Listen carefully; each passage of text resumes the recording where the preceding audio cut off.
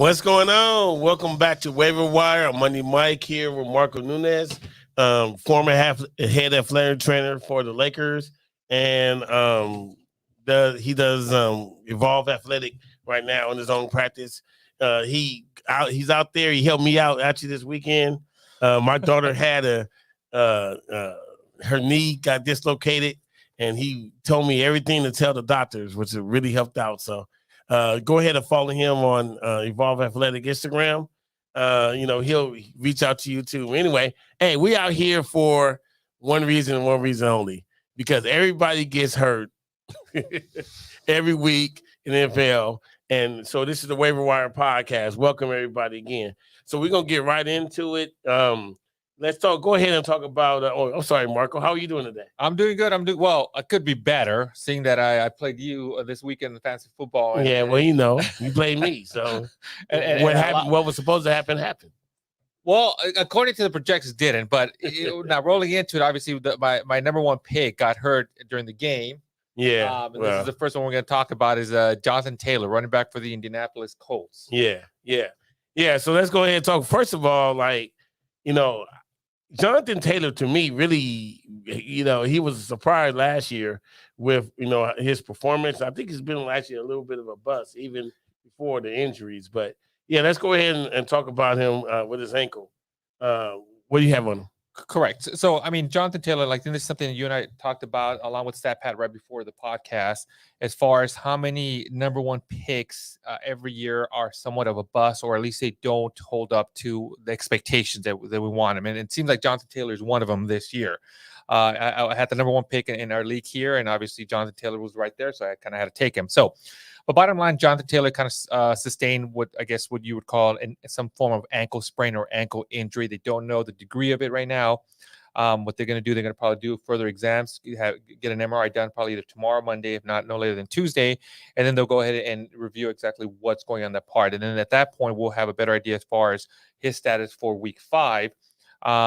So for those that follow us here on the podcast, also make sure you follow us on Instagram, where I'll be posting some of the updates as they review the results of the MRI and see how he progresses. So as of right now, bottom line, we don't know whether it's going to be doubtful. We don't know whether it's Ian, so we just haven't. They're probably going to put him down as questionable right now for week 5. Okay, cool. Let's go on into Javonte Williams.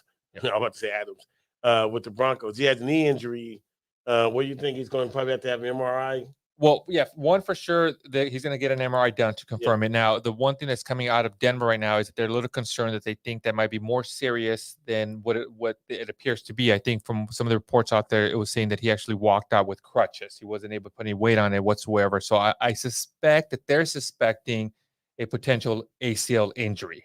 Okay. On that part. Now, if that's the case, that pretty much tells you that he's going to require surgery and he's going to probably be out for the rest of the year. Which is going to probably lead to more carries and more workload, which is going to, I'm kind of either getting ahead of myself as far as the waiver wire pickup for the week. Melvin Gordon. Right. Melvin Gordon is right now. I know they were sharing a little bit. I know they want Javonte Williams to be the guy, but if he's not going to be there for a long period of times, Melvin Gordon is going to pretty much take a majority of the carries away from, or take more of the carries now, or the other load, basically. Yeah.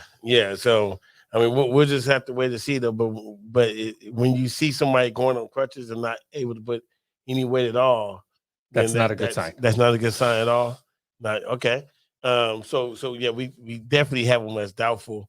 What about Kenny Galladay?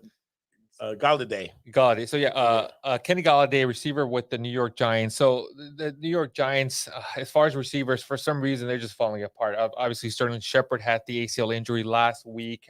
He's out for the season. Yeah. Kenny Galladay is supposed to be the guy that's supposed to be coming in. I think they gave him a bunch of money this past year. He didn't play either. I think week 2 he didn't even play. He had a huge drop. I think week 3 type of thing. So he's kind of suffering from an knee injury. So it's just a matter of waiting and see how he progresses throughout the week. Now, I know it's nothing serious as of right now. They're not looking to do an MRI or anything like that, but we'll see if he practices this upcoming week, and then we'll be able to determine his status for week 5. So let me ask you on that. So, if he's able to kind of walk and not too much swelling, they just going to go ahead and bypass MRI. They don't do just that, just to double check. Well, for some of these guys, they will probably go ahead and do it just to kind of rule out anything and kind of find out what's going on. But if there is no major swelling, there's nothing in there, he has a little soreness or they can kind of pinpoint it to, let's say, something simple as patella tendonitis that you don't really need to have an MRI, then they just treat it and they kind of grow with the type of thing. But if there is kind of puffiness, swelling, good amount, I know there's something that you and I talked about that part. Then yeah, they'll go ahead and do an MRI just to kind of rule out as far as see what's going on, why the swelling is accumulating in that area. Yeah, okay, cool. Let's go ahead and talk about Noah Brown, wide receiver for the Cowboys. Yeah, so Noah Brown has actually been doing well the last 2 weeks, especially now with it's been only CeeDee Lamb, and then Noah Brown stepped up as the number 2 receiver. I know Michael Gallup came back this week from the ACL injury. I know Michael Gallup got a touchdown. That is something I think I had posted on our Instagram account of making sure you guys, hopefully you guys picked up Michael Gallup last week before they played, because now he's going to be the number. Him and Noah Brown are sharing the number 2 spot type of thing. But I expect Michael Gallup to kind of step forward and bypass Noah Brown and actually become the number 2 guy. But in this case, Noah Brown, I think from the reports talking about is that he left the game with the neck and arm injury, and I think from what I saw, he kind of kept shaking his arm, and what that kind of tells me is he probably stayed a little bit what they call a stinger. Probably got hit in the neck, had a little bit of whiplash, sent some like nerve sensations down his hand, a little numbness, tingling. So he was trying to kind of shake it off, type of thing. So now it's a matter of waiting and seeing how he does throughout the week as far as with the neck injury. And what I mean by neck injury, most likely he's probably sustained, like I said, some whiplash, some muscle spasms, some muscle tightness type of thing. If he doesn't play in week 5, for sure, CeeDee Lamb's going to be there, and Michael Gallup's going to probably increase his workage for week 5. Yeah, but I think something like that for a nerve that could kind of heal. So would you have him as probable for coming next week? Yeah, that's something that should be able to recover pretty quick. It's nothing that shouldn't last in a long period of times. If any, he may miss 1 week, week 5, but you can expect him back to week 6. But it's just a matter of trying to see how he does throughout the week. So I don't expect him to be out for week 5. He should be able to kind of fully recover from that and be able to participate in week 5. So then the question begs is, who's going to be the number 2 receiver for the Dallas Cowboys, Noah Brown or Michael Gallup? Well, what's interesting in the quarterback for the Cooper Rush. Cooper Rush. He's really been balling, man. I mean, I've really been impressed about what he's been able to do with Dak out. And they're talking about he's kind of setting records and in what he's been able to do as far as yards passed, correct, and comeback games and touchdowns and everything for like a starter. With the few starts that he's had, and they're talking about it may be over because Dak may be back. They were mentioning that. So, what do you think? You think Dak maybe come back next week? Well, that's the thing. A couple things. And I know I skipped ahead, but no. Yeah, I know you. As far as Cooper Rush, I know that there was a statement by Jerry Jones that he actually said that he would love to have a little competition for the starting position, like a little battle between Cooper Rush and Dak Prescott. I don't think that's going to happen. I think Dak Prescott's going to take it. Dak took sent Romo to retirement. We never know. I mean, we never know. It happens all the time. Tom Brady, same thing. But either way, I expect Cooper Rush at the end of the season, whether he stays with the Cowboys, I expect him he's going to get a starting job or an opportunity somewhere else if it's not with the Dallas Cowboys.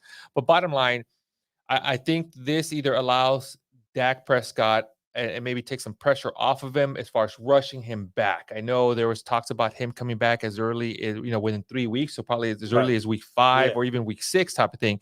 In this case, I mean, they've won the last 2 games with Cooper Rush. So it allows them, allows Dak some time to be able to, hey, you know what, take your time, recover, and then be back. Your job is there. So there's no rushing him back on the field type of thing. But yeah, I think that some of the reports, I know we're getting ahead of ourselves for the updates, but some of the reports we're talking about that Dak Prescott's already throwing the ball out in practice. He had his stitches removed, stuff like that. So that's a positive sign. Whether he comes back week 5, we don't know. Potentially week 6 is probably a good spot. But the question again is, do they need to rush him now? Yeah, I mean, I think Dak. No pun intended with Cooper Rush. well, like I said, I think Dak, man, may want to hear it come back. Simply because he doesn't want the job to go away. But yeah, let's move on. I'm sorry I skipped ahead, but I felt it was a really good segue because I mean, friggin' the Cowboys are actually winning without Dak Prescott. And when you have a Jerry Jones, he doesn't care. He just wants to win, whether it's Cooper Rush or Dak Prescott. Right. So look, I'm gonna go ahead and bunch this up. We've had Tua, Brian Hoyer, Isaiah McKenzie, and Tyrod Taylor. Yep. They all fell up under the concussion protocol. I want to dig a little bit deeper into Tua, because everybody saw what happened. The unfortunate scene where the neurologists were saying, by the way he put his hand up, he was having a neurology episode, and they knew that it was a head injury. And the Dolphins are getting a lot of slack for not putting them underneath the concussion protocol a week before. But my question is, how do we really know that they really had that he really had an episode, or do we think that this would have happened anyway, even if nothing would have happened a week before? I think it's more coincidence than anything else. What do you think? So, yeah, no, you're right. And I think this is something that we talked about right before the podcast, as far is that if, let's say, he did not have the concussion injury or the head injury in week 4, nobody would have probably mentioned, nobody would have said anything. It would have been kind of water in the bridge. But even having said that, there was still some controversy from week 3, because if you recall, the NFLPA decided to do an investigation as to why in week 3 he wasn't in the concussion protocol. So something was already there. Something was happening. The NFLPA wanted to investigate, why did he return so quick? Why did he not go into the NFL concussion protocol type of thing? And I think this is something that we talked about in our last podcast. Is that something that I noticed, which was kind of interesting, is that they never, after week 3, they never categorized him as a concussion. They kept labeling him, his injury, as a back injury. Which was kind of interesting for me to see. If you watch the video with him in week 3, he gets knocked down, gets up, tries to walk to the huddle, and then just collapses down. Kind of, you can tell, like a little like Bambi with his legs, but drops. Even his offensive lineman grabs and picks him up, looks over to the sideline, and kind of waves in the training staff right away. Even his own line knew something was going on wrong, type of thing. So yeah, so there's things going on. There's investigations going on that part as to why he was allowed to play in week 4. Should he have been kept out? I know you and I talked about that. Now the independent neurologist that examined him has been fired. Which again, that's really that's the interesting thing, because if the independent neurologist checked him last week and cleared him, then he would have done his job per se. If they did not say, because what I mean by that is, if they didn't think he had a concussion on week 3, and the individual neurologist went and checked him out anyway, that means to me that they were being overly cautious, theoretically. So, right, because he wasn't underneath the concussion protocol last week. It was a back or neck injury.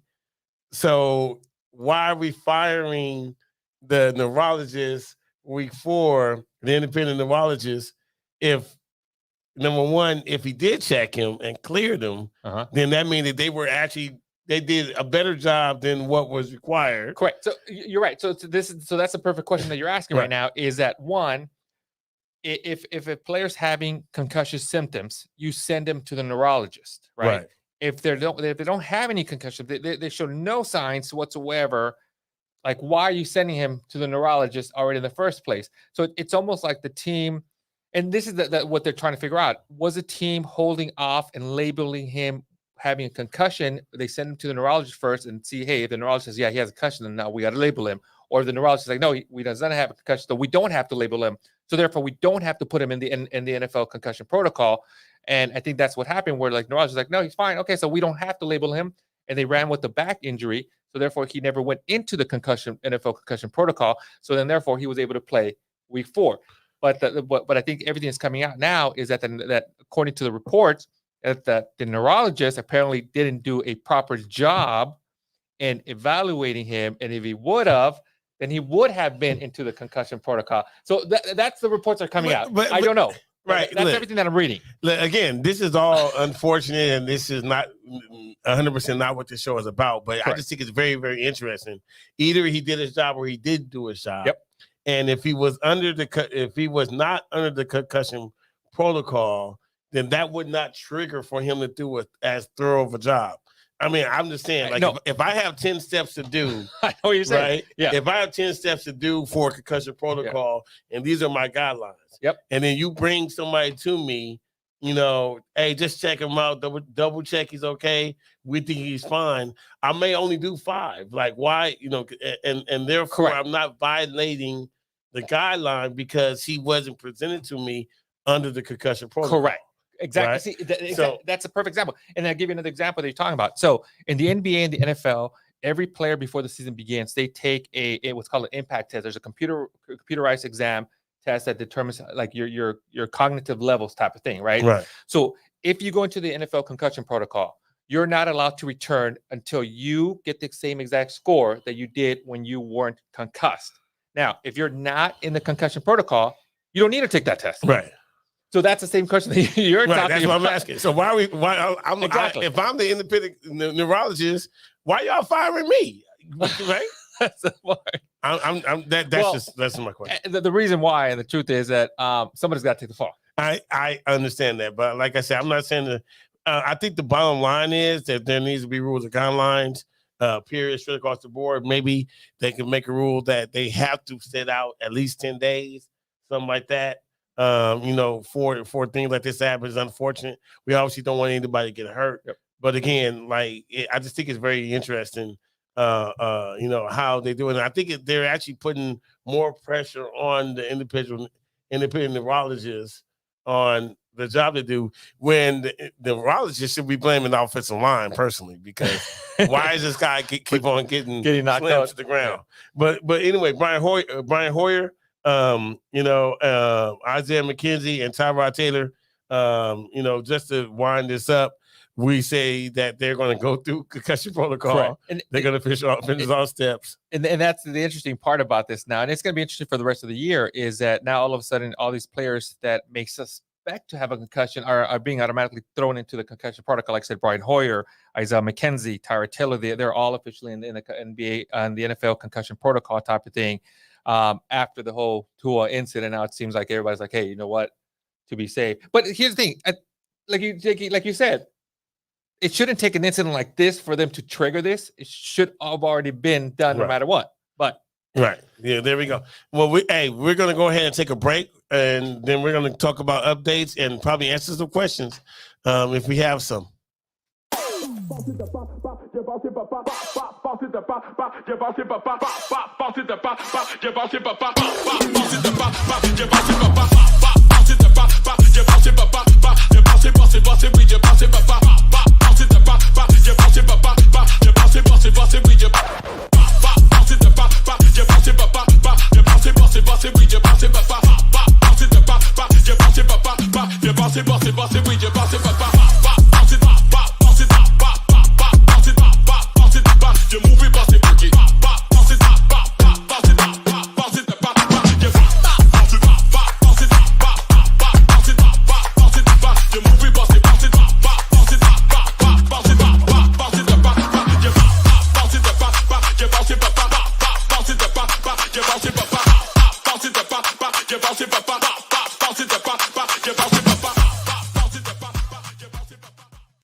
Hi, I'm Renee Starms of the Starms Agency.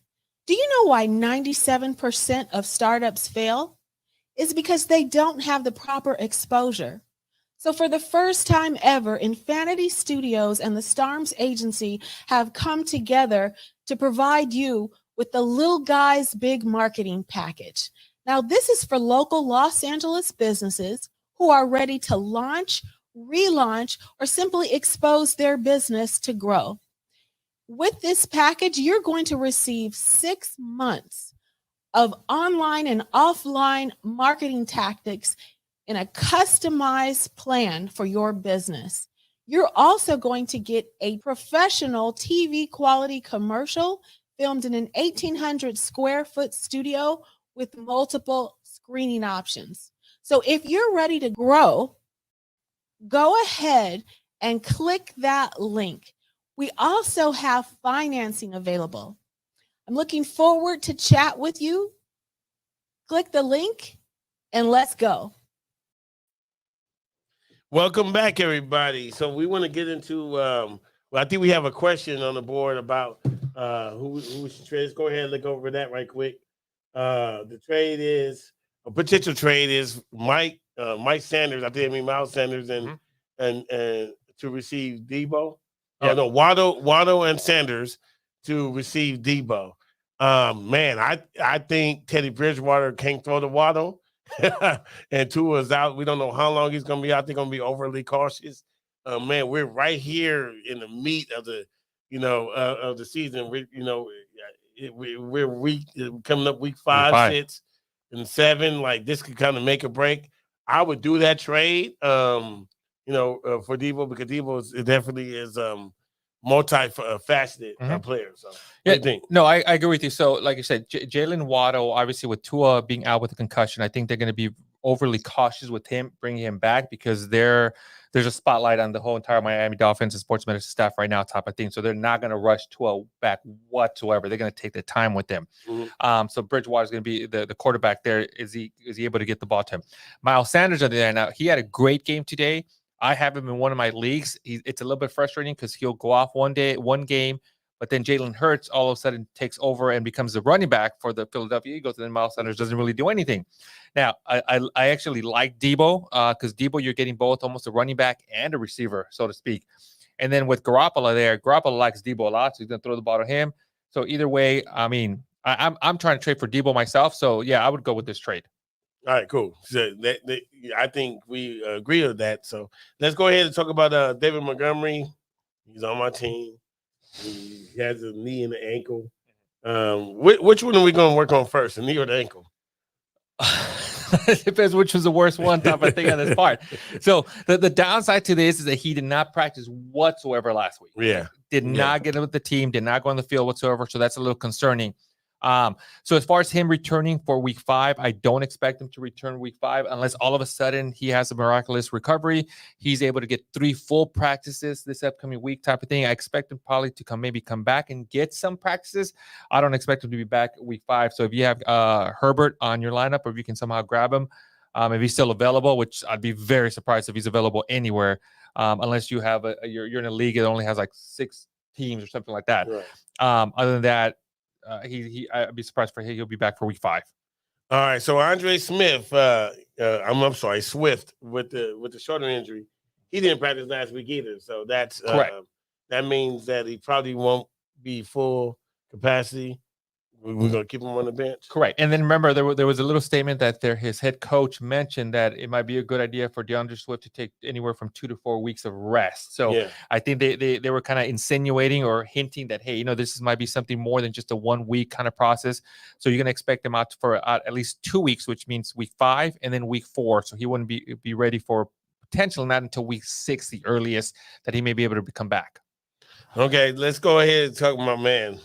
We got another concussion with Hunter Renfrow, but he's already gone through. He went. Apparently, we know they've done everything right. They've gone. It's been 1 week. He went through the NFL concussion protocol. We expect him to probably be back, or do you? Well, but again, I guess the same question. Are they going to do a double check on him before to be extra cautious? Well, see, here's the thing about it. Now that Hunter Renfrow sustained the injury, I think week 2. So, week 3. So he's been in the NFL concussion protocol type of thing. So now they do like what's called more of an objective assessments type of thing. He has to pass certain tests before he's allowed to return. He has to be concussion symptom free for 24 hours. Once he's concussion free for 24 hours, then he has to ride a bike, do work on the bike, then wait for 24 hours, stuff like that. So there's a process that Hunter Renfrow has to take type of thing. And then finally he has to take a test and make sure he passes the part. Now, as far as concussion symptoms, everybody's different. There's no timeline. You and I can get concussed at the same time. You may come back sooner because my symptoms are more a severe type of thing. It is what it is. It's just a matter of waiting and seeing when he's able to return to practice, and then he'll be able to eventually get cleared. Okay, cool. Let's talk about Mac Jones.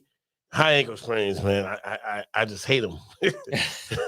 So you think he may be back by week 6 or what? So he sustained this last weekend, was a week 3 of the NFL season. Now, typically a high ankle sprain takes anywhere between 4 to 6 weeks to recover. For those of you guys are Laker fans, if you guys remember, it's same thing we talked about. LeBron James had this last year. He came back, I think, in about 6 weeks type of thing. Now, The only advantage that Mac Jones has is that he's not a mobile quarterback. This is something that we talked about last week, is that he's kind of just stays in the pocket, so you can kind of tape him up, put an ankle brace, spat his shoe, and he could be ready to go type of thing.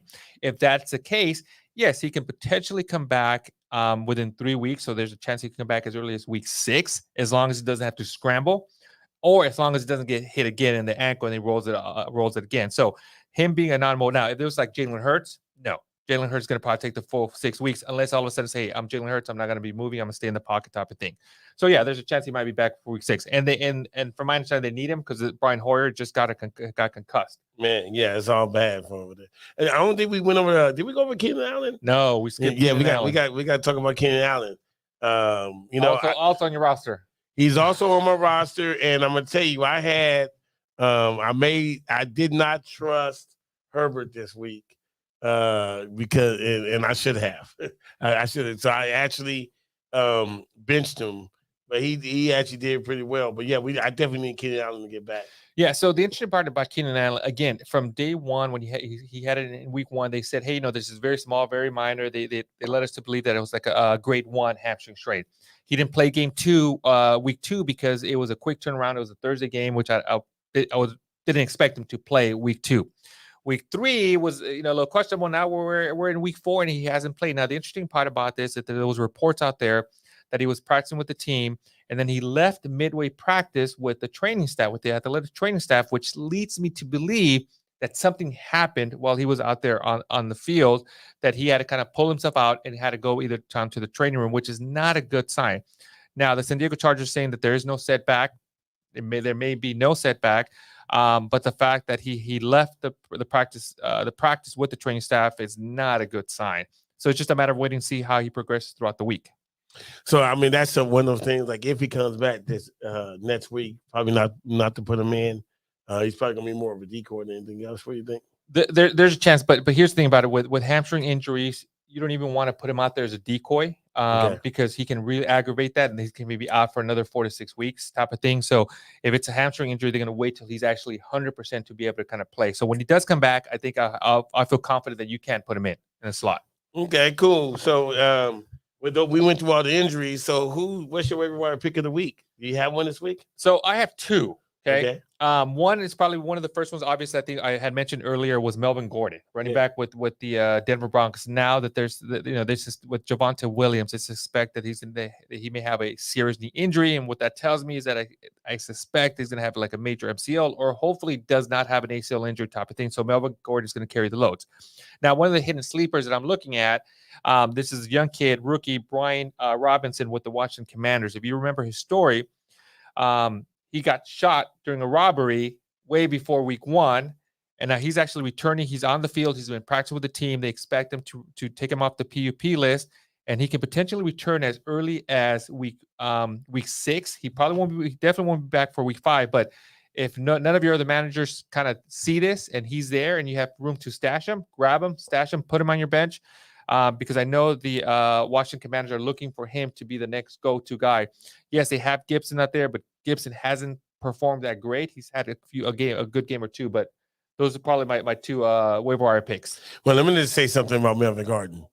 Melvin Gordon, first of all, he's on my team. He scored -2 points today.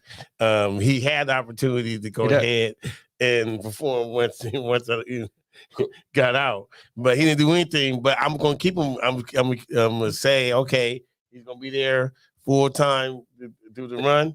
You're right. They have to. Now, the downside to Melvin Gordon, and I think this is some of the reports. I do 3. Well, I'm sorry, cut you off. 3 rushes. 3 rushes. He did.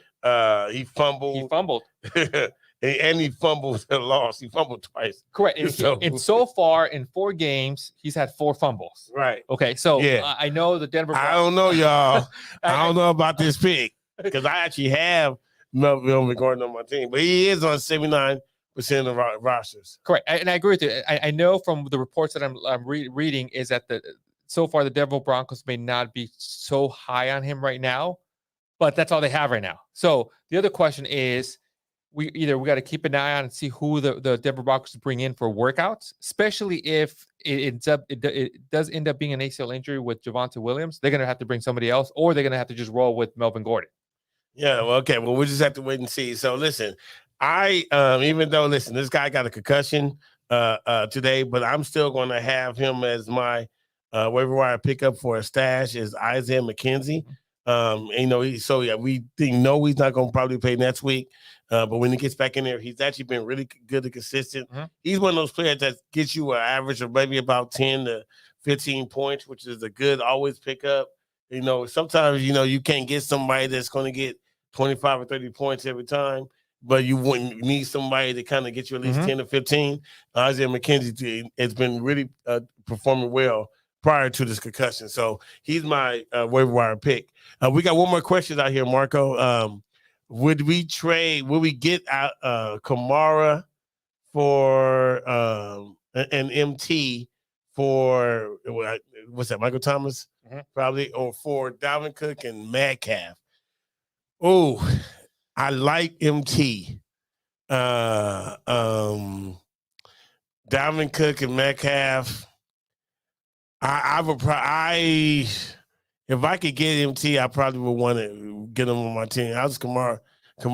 You never really know, especially with the quarterback situation over there between Winston and Dalton over there for the Saints. So I probably would, because I'm getting MT, I probably would take that trade. That's what I would do. What do you think? So they're trading Kamara and MT for Dalvin Cook and DK Metcalf. Yeah. I would rather roll with Kamara and MT. You would? Mm-hmm. Okay. All right. Yeah. All right, I got that. I like MT too. Metcalf, can Gino really get him the ball? That's the thing. Like I personally like running backs more favorably than receivers, simply mainly because